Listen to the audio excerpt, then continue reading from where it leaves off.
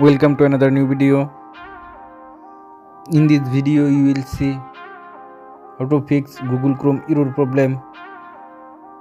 Please follow complete the process.